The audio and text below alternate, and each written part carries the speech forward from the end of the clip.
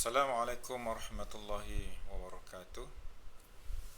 Alhamdulillah, pada hari ini kita akan sambung kuliah kita, iaitu kuliah yang kedua.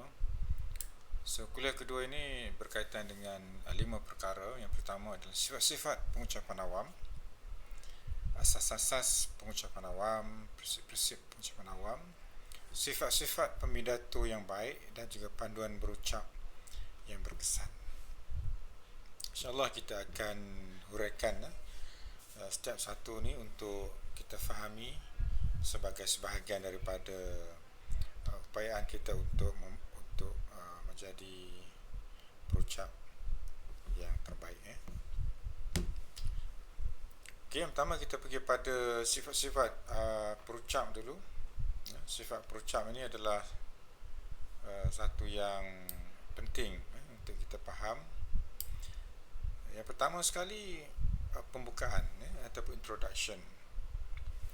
Pengucapan singkat yang dibawakan oleh juruacara. Juruacara ataupun Master of Ceremony, MC, akan memberikan sedikit sebanyak maklumat awal tentang program ataupun majlis yang diadakan. Dia tidaklah panjang, tidak lebih daripada 10 minit lah. 10 minit pun agak kira panjang, mungkin di antara 5 hingga 7 minit. Yang kedua, pengarahan.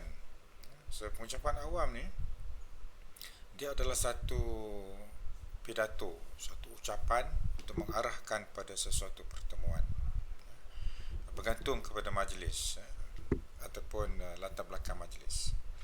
Yang ketiga, dia ada sambutan. Sambutan ini adalah disampaikan, ucapan tadi disampaikan pada satu acara ataupun kegiatan ataupun peristiwa tertentu yang dapat dilakukan oleh beberapa orang dengan waktu yang terhad secara berganti-ganti. Maksudnya ada seorang perucap ataupun 2 orang perucap ataupun 3 orang perucap, itu dikatakan sebagai berganti-ganti lah, tapi ada tempat dan masa yang tertentu. Yang keempat, perasmian. Perasmian ni bergantung juga pada majlis. Biasanya perasmi ini adalah orang yang berpengaruh, sama ada tokoh masyarakat, pemimpin dalam komuniti, ataupun orang yang mengharumkan nama negara di peringkat antarabangsa dan sebagainya, yang dijemput untuk merasmikan majlis berkenaan. Yang kelima, laporan. Apabila habis sesi majlis tersebut, perlu ada satu laporan aktiviti yang dibentangkan oleh komiti ataupun jenderal yang ditugaskan untuk melihat kembali perjalanan majlis tersebut. Dan yang keenam, pertanggungjawaban, iaitu ucapan awam ni adalah satu bentuk laporan yang kena ada orang yang bertanggungjawab, sama ada pihak penganjur ataupun sekumpulan individu ataupun individu itu sendiri. So dia masih ada tanggungjawab lah.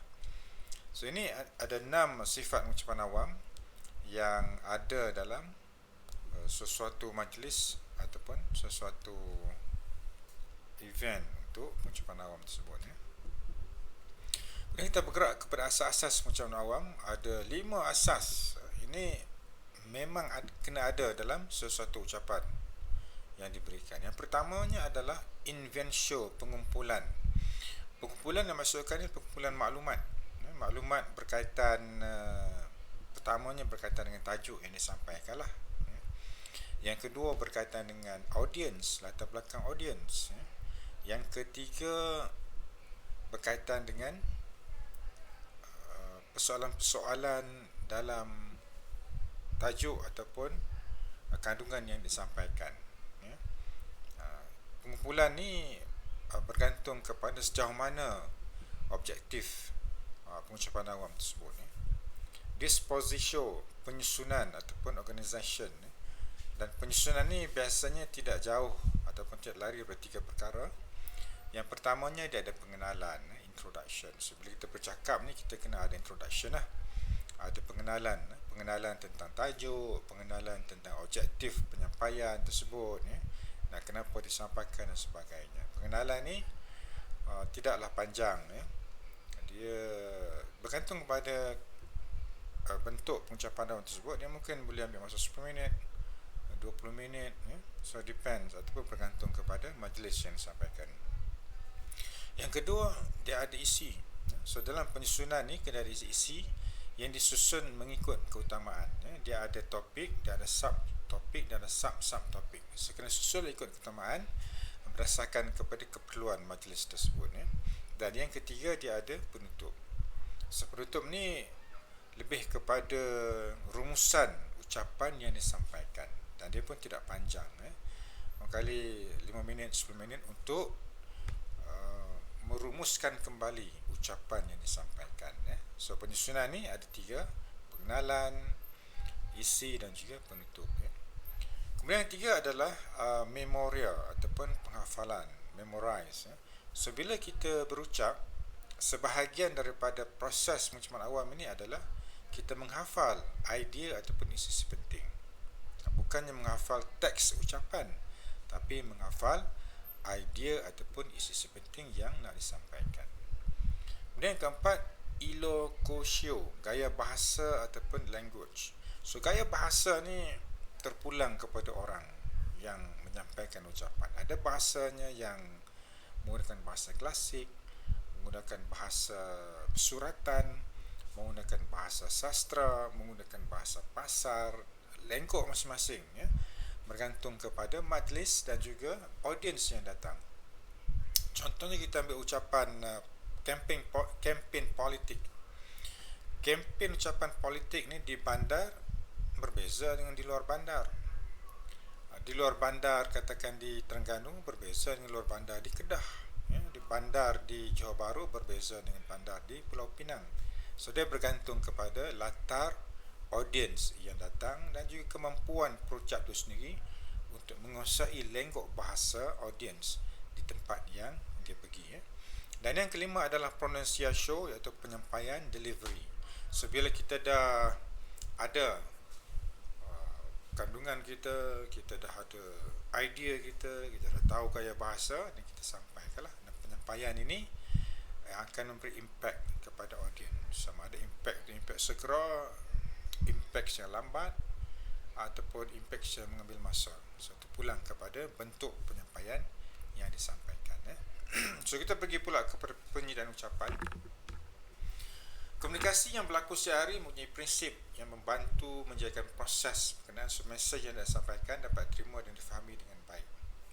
So komunikasi ini berlaku setiap hari. Kita bercakap setiap hari, kita menyampaikan mesej setiap hari, dan mesej ni sebaiknya diterima dan difahami dengan jelas. So masalah yang berlaku apabila terdapatnya miscommunication, komunikasi itu tidak dapat diterima dan tidak dapat difahami dengan baik oleh penerima. Sebab itulah kita kena faham dalam ucapan, menjadikan ucapan ini, prinsip yang penting adalah bertujuan. So kita bercakap, kita menyampaikan mesej ni ada tujuan-tujuan tertentu. Kemudian dia relational, ada hubungan dengan orang lain, sama ada berkaitan pekerjaan, berkaitan dengan hubungan sosial, berkaitan dengan ekonomi dan sebagainya. So dia kena ada hubungan dengan orang lain. Kemudiannya boleh dipelajari. So bila mesej disampaikan, dia dapat mesej dan dia boleh laksanakan mesej yang dia dapat tadi. So kalau kita beri sesuatu mesej kepada audiens yang ada expectation, pengharapan yang tinggi, tapi konten yang kita bagi, tapi mesej kita bagi ni dia dah ada, barangkali dia tak dapat apa yang dia nak lah. So hajatnya itu tidak dipenuhi. So sebaiknya kita tahu latar belakang audiens dan kita cuba untuk penuhi apakah expectation ataupun perkara yang dia nak dalam ucapan yang kita sampaikan. Dan yang keempat, mesej berubah mengikut kesedaran semasa encode. So encode dengan decode ni adalah dua kaedah, bagaimana proses tu boleh disampaikan. Encode ni adalah sebahagian daripada proses yang ada dalam pemikiran dan dipancarkan oleh pengirim. So maksudnya dalam pemikiran pengirim ni, orang nak sampaikan mesej ni, so dia dah ada info dalam pemikiran dia. Manakala decode adalah apa yang perlu dibuat oleh penerima. So apabila message diterima oleh penerima tadi, so dia mula memikirkan tindakan yang dia akan buat, sama ada berdiri dan terus buat tindakan, sama ada duduk termenung dan sebagainya. Itu adalah refleksi daripada message yang disampaikan oleh pengirim tadi, ya. Okey, kita pergi satu persatu bagaimana kita nak mengumpulkan ucapan kita dan juga menyampaikan ucapan, ya. So kita kumpulkan maklumat dulu. Contoh di sini saya ambil satu topik, iaitu gejala sosial, ya. So kita ambil gejala sosial ni, kita berikan kepada 5 maklumat yang penting. Yang pertama sekali adalah punca, ya, antaranya didikan, asuhan, media dan rakan sebaya. So punca gejala sosial ini antaranya adalah kerana didikan, ya. Barangkali salah didikan, tersilap mendidik anak-anak, tersilap mendidik peringkat-peringkat perkembangan anak, ya. Ataupun juga pada hari ini pengaruh rakan sebaya, ya, dengan media yang sangat mudah diperolehi, seakhirnya menjadi punca kepada gejala sosial yang melanda masyarakat. Yang kedua, siapa yang terlibat? So kita kumpulkan maklumat ni. Gejala sosial ni biasanya melibatkan golongan pelajar, golongan remaja, ya, yang sentiasa inginkan, semangat ingin tahu. So dia dapat sesuatu berita, dia nak tahu lebih lanjut. So dia cari, mencari dan mencari, ya. Dan orang dewasa juga terlibat dengan gejala sosial ini, ya. Walaupun pemikiran mereka lebih baik daripada remaja, tapi kadang-kala tabiat yang dibawa dari alam remaja ni telah pun sebati dalam jiwa dewasa mereka, dan akhirnya mereka juga terlibat dalam gejala sosial, ya. Kemudian kesannya kepada individu, masyarakat, bangsa dan juga negara lah. So salah satu daripada kesan individu ni, kalau kita lihat penagihan dadah sebagai contoh, so dia telah pun hilang keupayaan untuk bekerja, ya.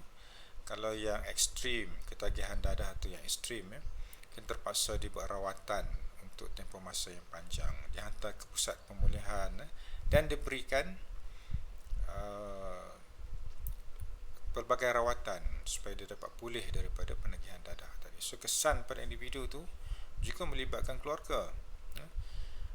Ada kes yang berlaku di negara kita ni, bila anak-anak terlibat dalam kes dadah, penagihan dadah, menyebabkan pemikiran mereka ini tidak dapat dikawal, ya.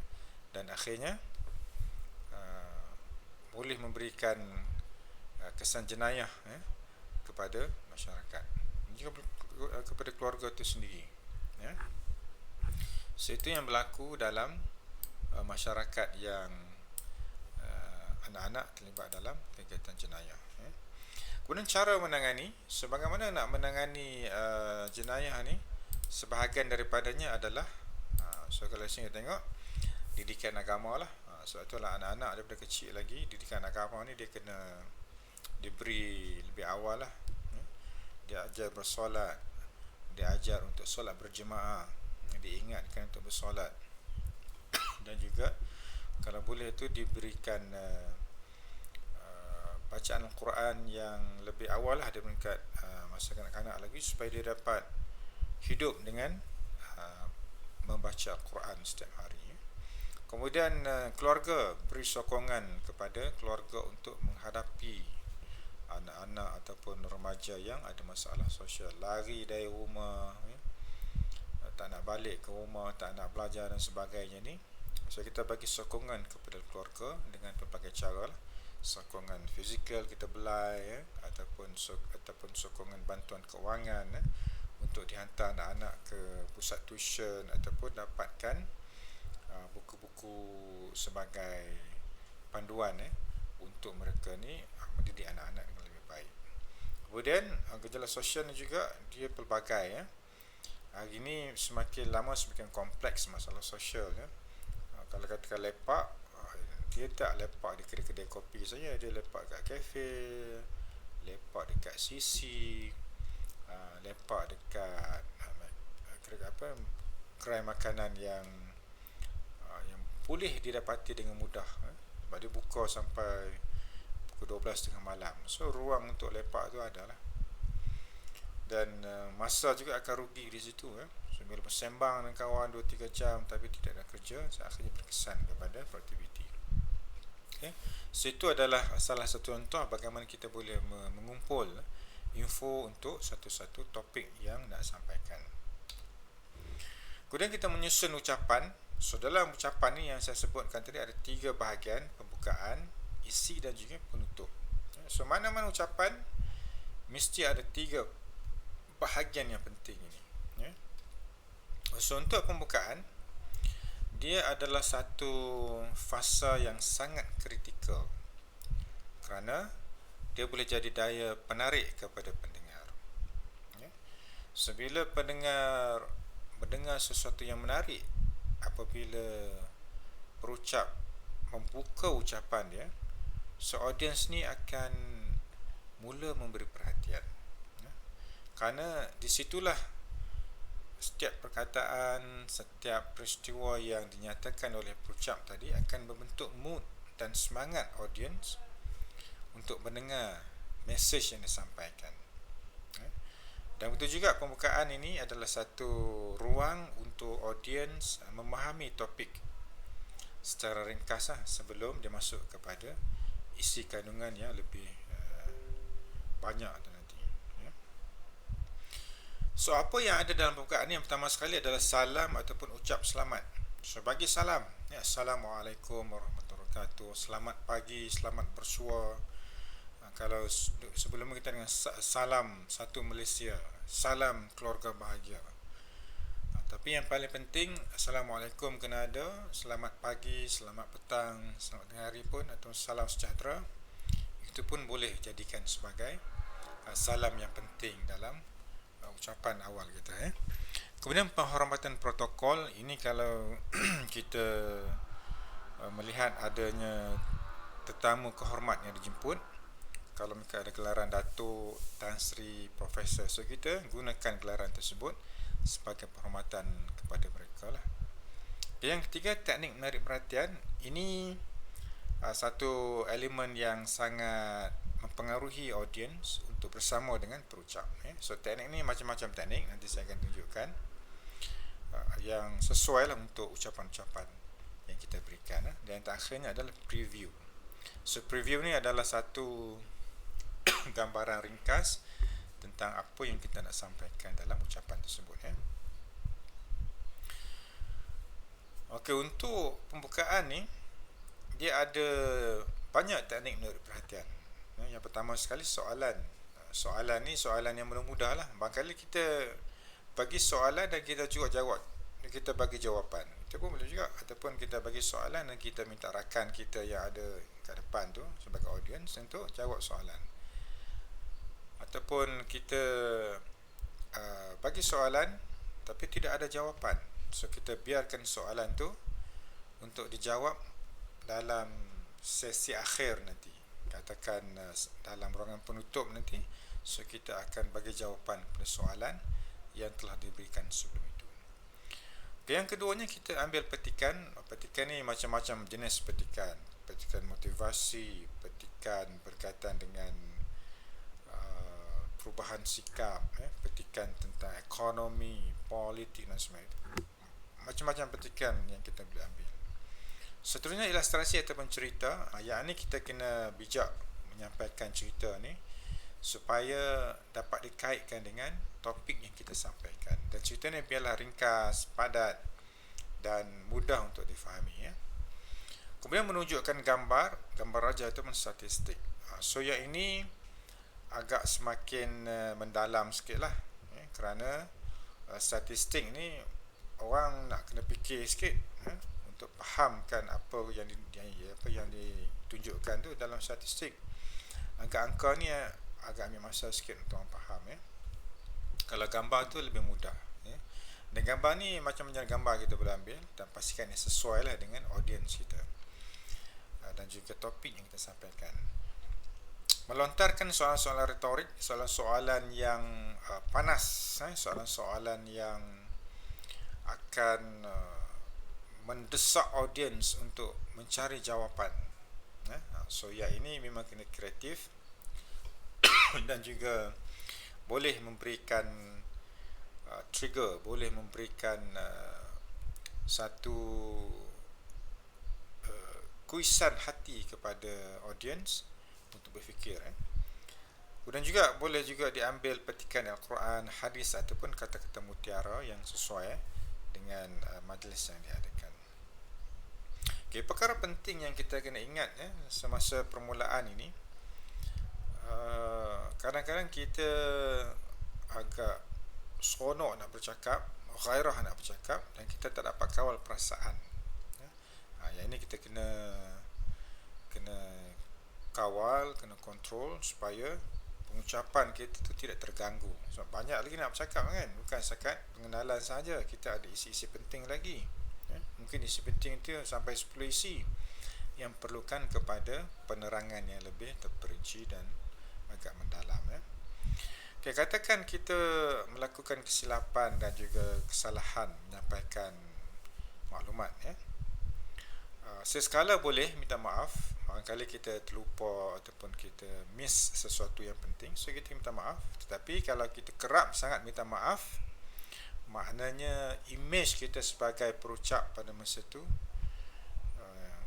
barangkali dipandang rendah oleh audiens yang datang. So banyak sangat ataupun kerap sangat minta maaf. Okay, elakkan juga penyampaian cerita yang tidak ada kena mengena ataupun menyimpang daripada topik. So cerita yang tak mengena, yang tidak ada kena mengena ni elakkanlah. Tapi kalau nak buat juga, kita buat dalam acara selingan untuk mengurangkan stres, ketekanan ataupun kebosanan audiens mendengar ceramah yang kita sampaikan, mendengar pidato yang kita sampaikan. Barangkali kita buat teka-teki ataupun kita buat cerita yang memberi manfaat kepada audiens, tapi tidak ada kena mengena dengan topik yang disampaikan. Kadang-kadang cerita yang berlaku ni cerita harian sebagai contoh untuk kita kongsi dengan audiens. So pastikan kalau nak cerita macam ni, biarlah cerita yang dalam keadaan kita relax ataupun kita rehat sekejap daripada penyampaian topik itu tadi. So berlaku juga perucap menerangkan gambar ataupun jadual yang tidak ada sebarang kaitan dengan sesuatu topik, tetapi disebabkan syok sendiri bila menerangkan sesuatu yang tidak perlu. Ini kadang-kadang kita syok sendiri ni bila kita rasa kita hebat lah. Kita rasa audiens tu perlukan maklumat yang lebih banyak, so kita sampaikan, tapi tidak ada kaitan dengan topik yang disampaikan. Kemudian menyampaikan ucapan yang melek-leret dan dapat menghilangkan minat khalayak untuk mendengar. Ucapan lek-leret ni dia banyak sangat, dia bercerita. Topik yang nak disampaikan tu sikit, tapi dia berkait-kait dengan satu cerita ke satu cerita yang lain. So akhirnya audiens pun tak boleh fokus sebab terlalu banyak sangat cerita nak sampaikan. Okay, itu dari segi pengenalan ataupun pembukaan. Segi isi, ini bahagian yang paling penting, kerana dia membentuk 70% keseluruhan ucapan kita. Dan ucapan itu mesti kemas, teratur dan ada unsur-unsur mempengaruhi pendengar. So dikemas, kemas ni maksudnya bahasanya baik, aliran idea ke idea lain tu boleh diikuti, nada yang sangat berkesan, yang boleh sampai kepada hati dan pemikiran audiens. Teratur, so dia ada urutan dia daripada A, B, C sampai ke Z, 1, 2, 3 sampai ke 10, ada urutan dia. Dia tidak melompat. Istilah yang paling baik adalah istilah tertib, ketertiban. Dan ada unsur mempengaruhi pendengar. Unsur pengaruhi ini banyak cara dia. Menggunakan emosi, kita menggunakan refleksi, kita menggunakan contoh-contoh yang dekat dengan hati audiens. So teknik mempengaruhi ini banyak. So dalam isi ni dia ada dua bahagian yang penting. Yang pertamanya ada utama dan pecahan isi. Dia ada topik, main topik, dan dia ada sub ataupun sub topik. So itu kita susun lah. Yang kedua, bahan-bahan sokongan. Bahan sokongan ni yang saya sebutkan tadi, teknik menarik perhatian, macam-macam jenis. Macam-macam yang kita boleh gunakan sebagai bahan untuk menyokong idea yang kita sampaikan tadi. Kita boleh ambil petikan, kita boleh tunjukkan gambar, tunjukkan video, kita linkkan pada video, kita tunjukkan statistik, tunjukkan kajian, macam-macam cara lah untuk kita pengaruhi audience. Kita bersoal jawab dengan audience, kita berbahas dengan audience, dan kita menjawab soalan-soalan mereka supaya apa yang mereka fikirkan tu dapat diselesaikan pada masa sesi ucapan tersebut. Okey, ciri-ciri utama dalam isi ni: bahan kajian, penemuan baru, fakta, ada rajah, statistik, definisi, contoh dan juga ilustrasi, ada lukisan yang boleh membuatkan audiens ni berfikir secara rasional.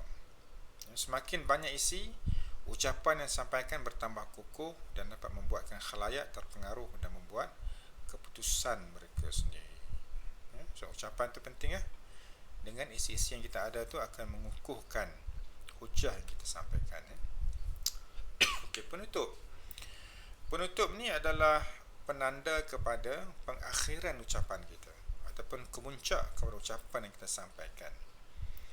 Kerana selepas sahaja ucapan disampaikan, akan ada dua elemen. Satu elemennya adalah membuat tindakan, satunya tidak ada perubahan. So yang kita nak tu ada tindakan, ada perubahan pada audiens yang mendengar.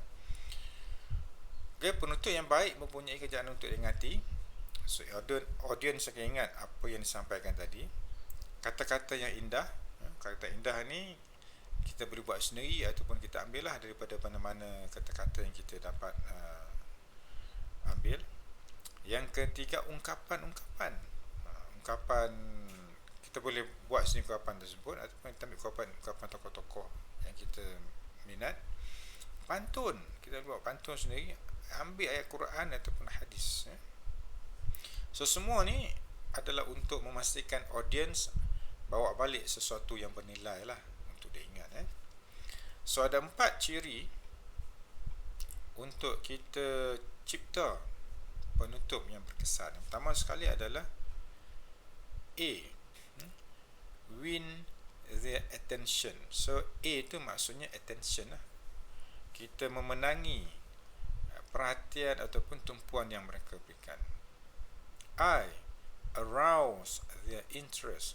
So kita membangkitkan minat audience. So I di sini adalah interest. D, create a desire. So kita mencetuskan keinginan untuk membuat perubahan. Dan S adalah stimulate. So kita merangsang mereka dengan cita-cita yang positif, hal-hal yang positif ataupun harapan-harapan yang baik apabila perubahan dilakukan. So dalam penutup ni dia kena ada review. Review ni kita nyatakan baliklah, rumuskan balik apa yang telah pun disebut dalam ucapan tersebut, khususnya di bahagian isi tadi. Yang kedua, kenyataan untuk diingati. Ini adalah kata-kata tadi lah, kata-kata yang boleh diingati, hadis ke pantun, ungkapan dan sebagainya. Dan yang ketiga adalah penyudah bicara. Penyudah bicara ni adalah satu ayat yang ringkas je lah, Assalamualaikum warahmatullahi wabarakatuh ataupun salam terakhir atau penutup bicara. Itulah sebahagian daripada ciri-ciri penyudah bicara tadi. Okey, penyampaian. Penyampaian ni adalah satu elemen yang sangat penting dalam pengucapan awam. Dan bagaimana kita nak memastikan penyampaian kita ni penyampaian yang baik. Yang pertama sekali, kita membuat analisis kepada audiens kita. Audiens ini adalah elemen yang sangat penting kerana dia akan menentukan sama ada ucapan kita ucapan yang berkesan ataupun tidak berkesan. Tapi kita kena ingat, audiens ini dia ada banyak jenis, banyak kategori dalam satu-satu masa. Walaupun dia datang untuk dengar ucapan kita, ramai ni, katakan 100 orang, tapi mereka ni masing-masing ada matlamat, tujuan dan juga ciri-ciri. Yang pertama, audience yang shock sendiri. So dia dengar ucapan kita sebab dia seronok. Bila seronok tu dia akan buat hal dia lah. Kadang-kadang orang datang dengar ucapan ni, dia tak memenuhi masa, nak penuhi masa dia, dan masa tu pulang lah apa dia nak buat ni. Tapi itulah, audience ni audience yang shock sendiri. Yang kedua, dengar apa yang dia nak dengar. So dia pilih, dia filter, dia tapis maklumat yang dia dengar sahaja. Yang dia tak nak dengar tu dia buang. Audience yang cetek pengetahuan, audience yang tak banyak baca, ataupun tahap pendidikan kekurangan, ataupun kemahiran pengalaman tu kurang, jadi dia tak tahu banyak. Kaki bangkang, yang ini biasanya bila dia bosan ataupun tak setuju dengan suatu perkara, so dia cuba untuk ganggu perucap tadi. Menilai dengan tergesa-gesa, ini bagi mereka yang keinginan nak mendengar lebih lanjut tu agak kurang. So dia terus membuat kesimpulan, rumusan yang singkat lah. Dengar dengan lisan, maksudnya dia dengar sahaja, dia tidak berfikir dan menilai apa yang disampaikan. Sebab dalam ucapannya dia ada yang tersurat dan juga tersirat. Contoh yang tersirat ni, bila kita tengok sesuatu filem, sesuatu movie, walaupun cerita movie tersebut berkenaan dengan cerita hantu, tapi maksud tersirat tu bukannya pasal hantu, barangkali mungkin pasal menegur pemimpin, ataupun barangkali dia nak mencetuskan kesedaran terhadap sesuatu isu. So maksud tersirat ni yang jarang audience dapat. Kemudian pura-pura mendengar, kaki salin, mudah diganggu dan juga aktif dan juga proaktif. So audience ni kita kena tahu, dan kita kena buat sikit analisis supaya kita boleh memenuhi ciri-ciri audience yang datang untuk mendengar.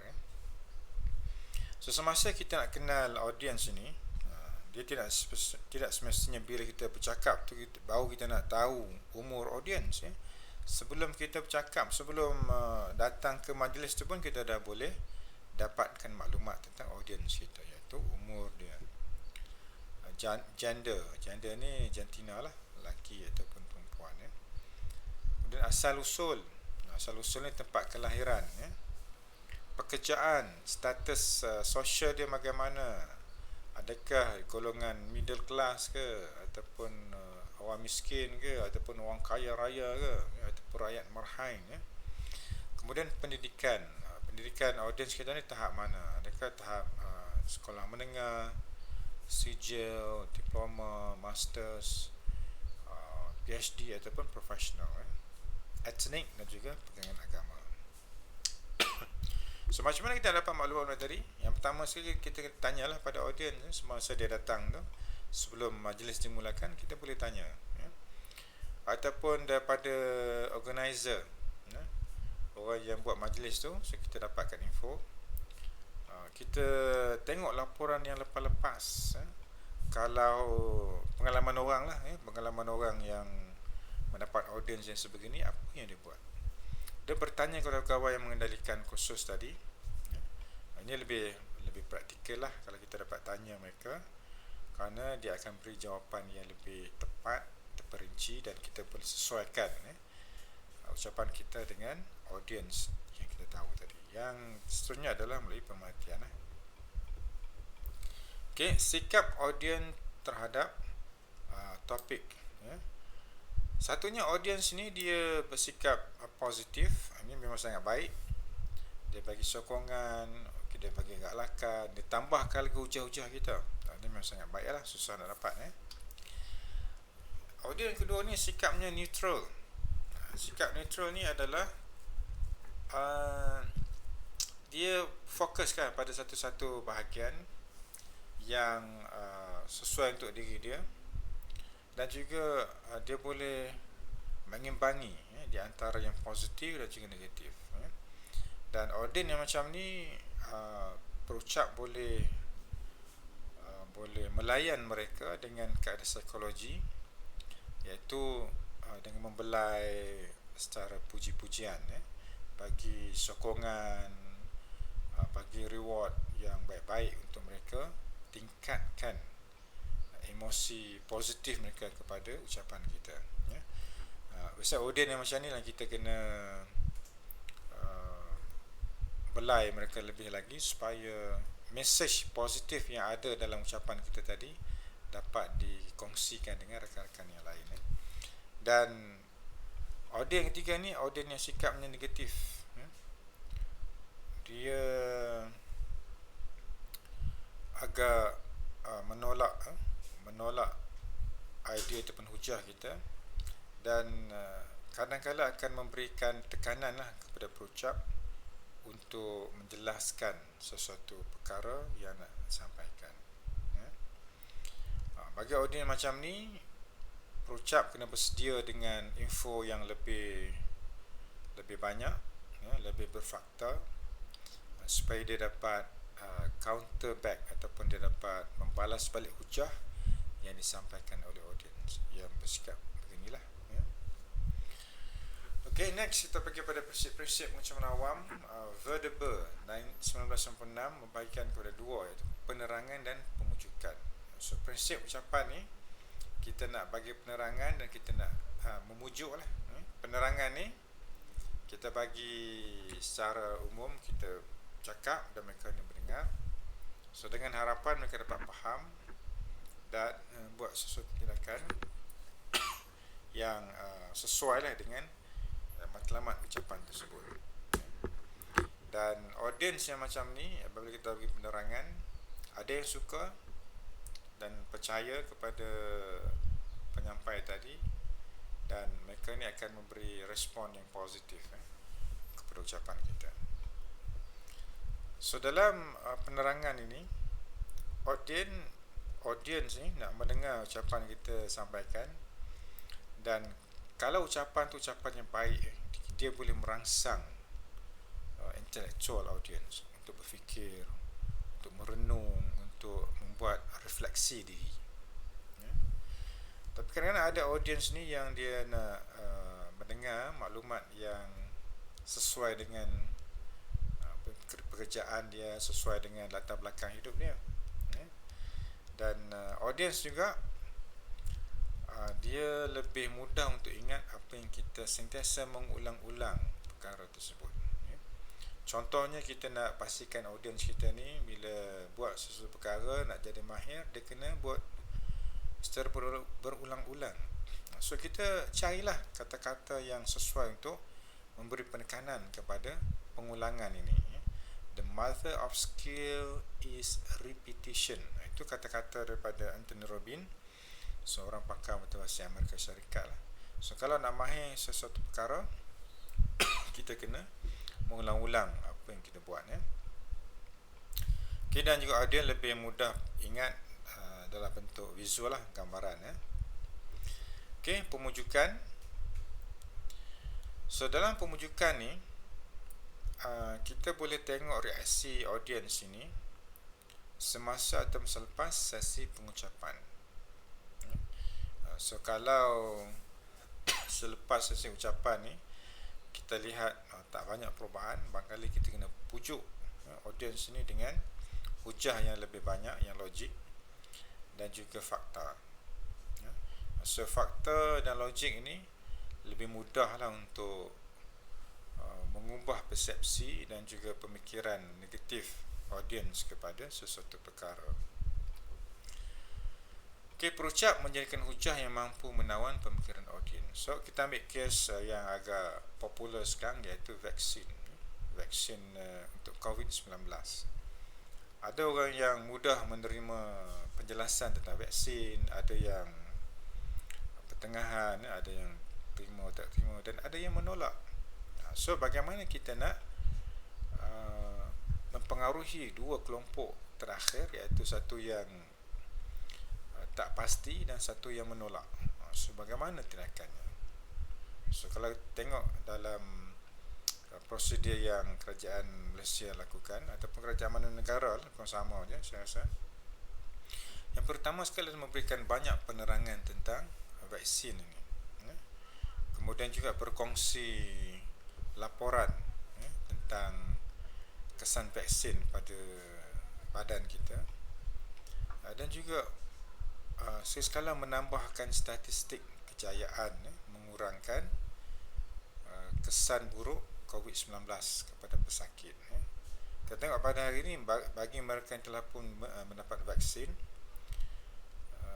simptom ataupun gejala kesihatan yang ada pada diri mereka itu agak kurang lah berbanding sebelum menerima vaksin. Kalau sebelum menerima vaksin ni masing-masing takut, tak nak keluar rumah, tak nak pergi bersosial lah. Tapi selepas menerima vaksin dah lengkap, kita tengok di kedai-kedai, di supermarket, di mall, orang berani untuk keluar untuk mencari barang-barang yang mereka perlukan. Ataupun kalau di taman permainan ataupun di taman rekreasi, orang dah berani untuk melakukan senaman fizikal mereka. So ada elemen-elemen kebaikan di situ yang kita boleh tonjolkan supaya mereka yang menolak vaksin tadi nampak kebaikan dan juga kelebihan mendapatkan vaksin. So inilah antara strategi yang boleh digunakan oleh Perucap untuk mempengaruhi perubahan pada audiens. Okey, sifat-sifat pembidato ini sangat penting, iaitu kawalan suara.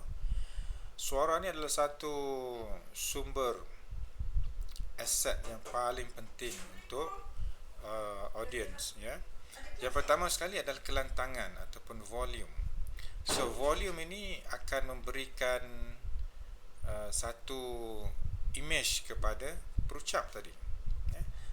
Kalau perucap ada suara yang lantang, suaranya kuat, bila dia bersuara dia akan didengar satu bilik kuliah tu tanpa menggunakan mic, tu satu yang sangat baiklah, lantang suaranya. Kalau saya bercakap, mungkin saya kena pakai mikrofon untuk memastikan setiap audiens ni mendengar dengan jelas suara saya. So setiap perucap ni dia ada kelantangan suara yang berbeza-beza. So bagi mereka yang lantang tu sesuatu yang sangat bagus untuk bercakap. Kemudian nada ataupun pitch. So nada tinggi dan juga nada rendah. So ini adalah mainan perucap tadi.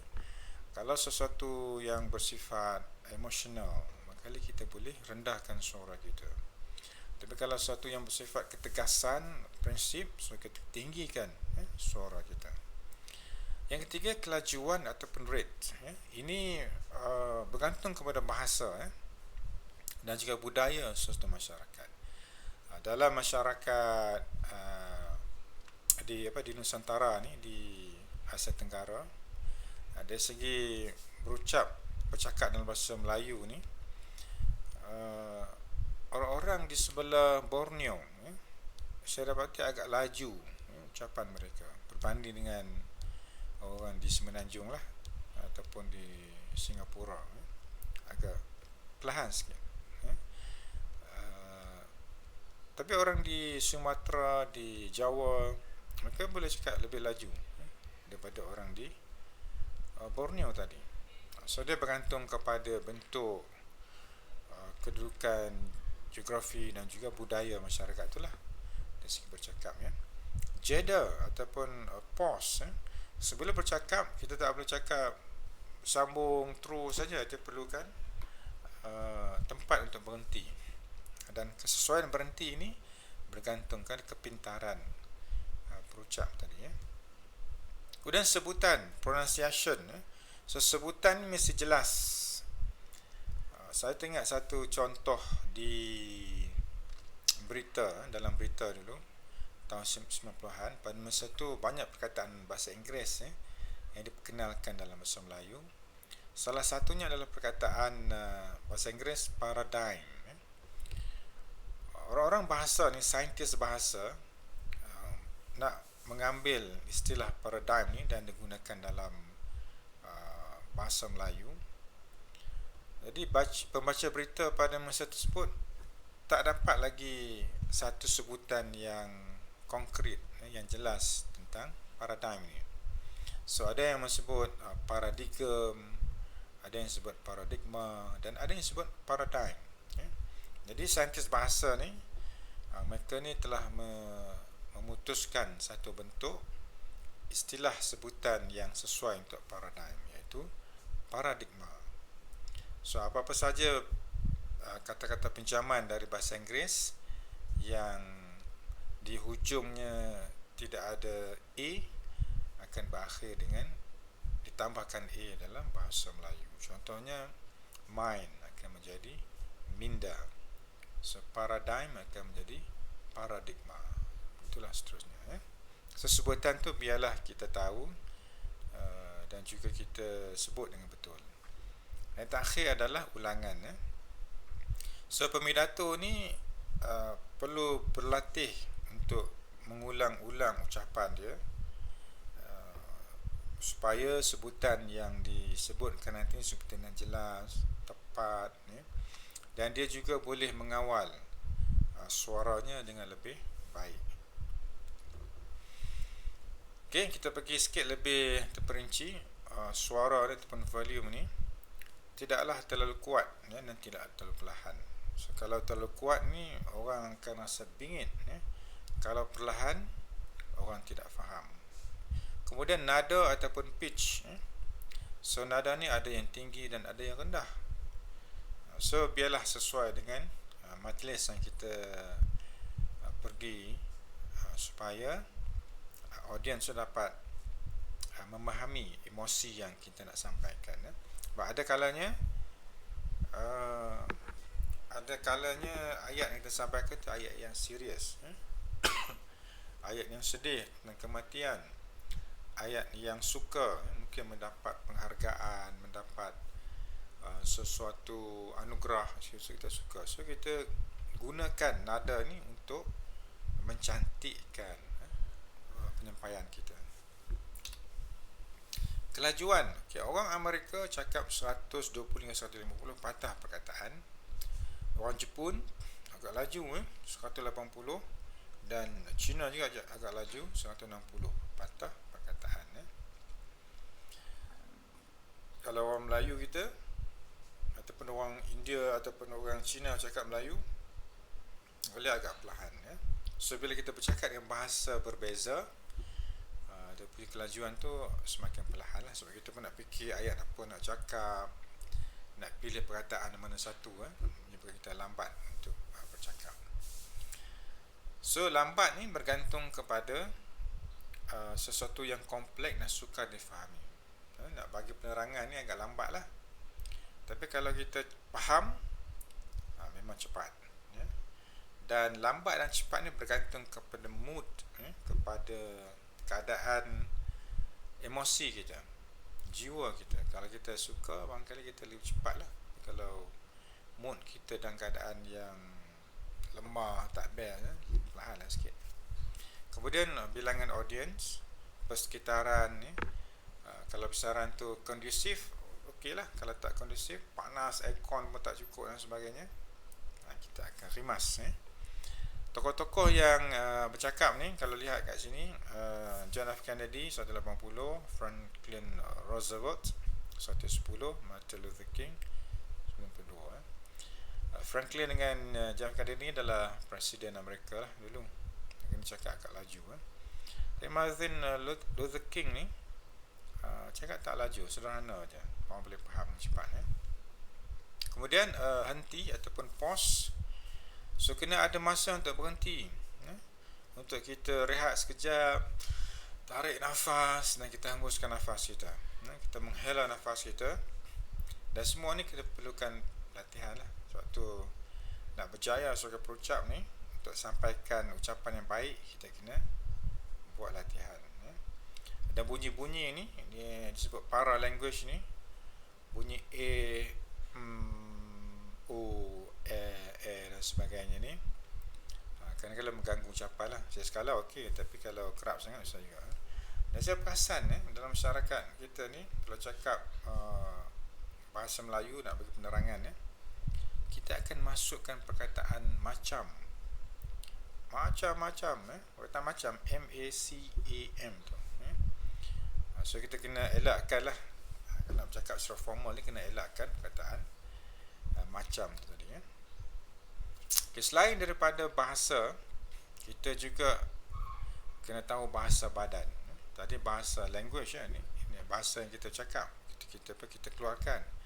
Yang ini adalah bahasa badan.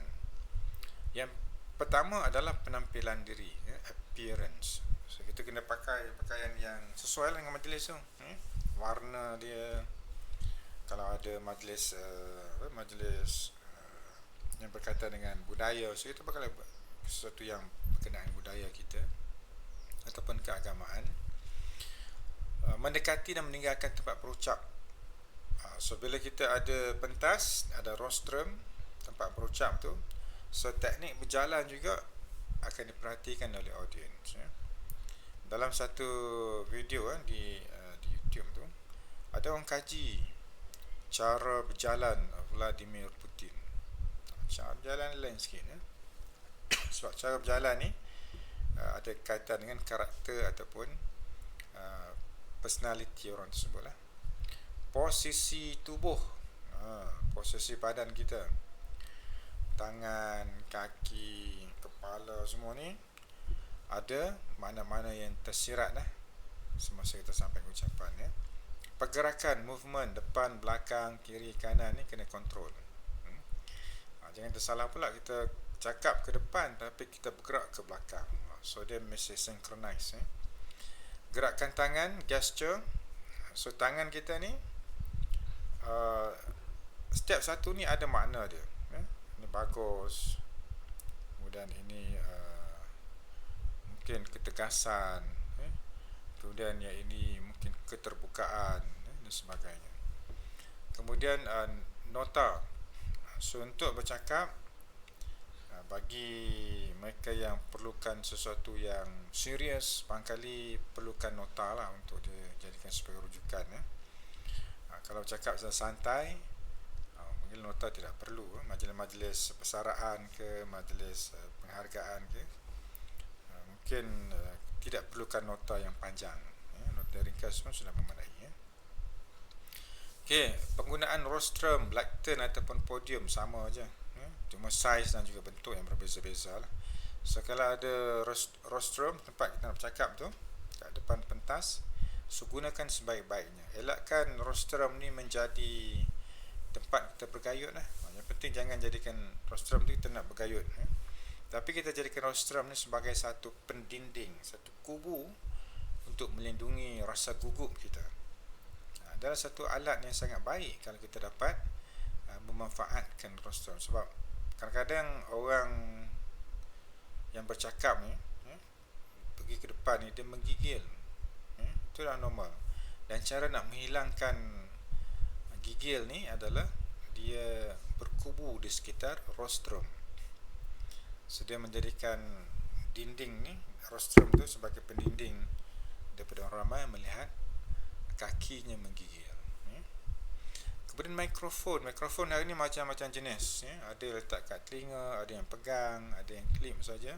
So pastikan kita mahir menggunakan setiap jenis mikrofon ni supaya dia tidak mengganggu kelancaran ucapan kita. Pertembungan mata, eye contact. So setiap kali ucapan kita mesti cari audience untuk kita lihat mata mereka. Sebelah kanan, sebelah tengah dan juga sebelah kiri, depan, tengah ataupun belakang, supaya audiens dapat menilai dan juga memberi respon yang baik dalam ucapan kita. Dan yang terakhir adalah mimik muka ataupun facial expression. So wajah kita ni macam-macam expression yang kita boleh buat. Kita boleh senyum, kita boleh ketawa, kita boleh buat menangis, kita boleh buat sedih, macam-macam. So nak kena gunakan latihan ni untuk kita menggerakkan facial expression kita. Kalau senyum, senyumlah. Kalau sedih, buatlah sedih, sayu. rasa bersalah, rasa simpati dan sebagainya. So ini adalah panduan perucap berkesan, ya. Yang boleh tengok sini contoh-contoh tokoh yang saya dah masukkan yang boleh menjadi panduan kepada kita untuk menjadi seorang perucap yang baik, ya. So itu sahaja untuk kuliah pada hari ini. Yang saya dah sentuh, ya, sifat pengucapan awam, asas-asas pengucapan awam, prinsip pengucapan awam, sifat penentu yang baik dan juga paduan perucap yang berkesan, ya. So kuliah ini agak panjang tetapi ia memberikan satu asas kepada kita bagaimana menjadi seorang perucap yang bermaklumat dan juga bersedia dengan teori untuk melaksanakan praktikal nanti. Jumpa lagi. Assalamualaikum warahmatullahi wabarakatuh.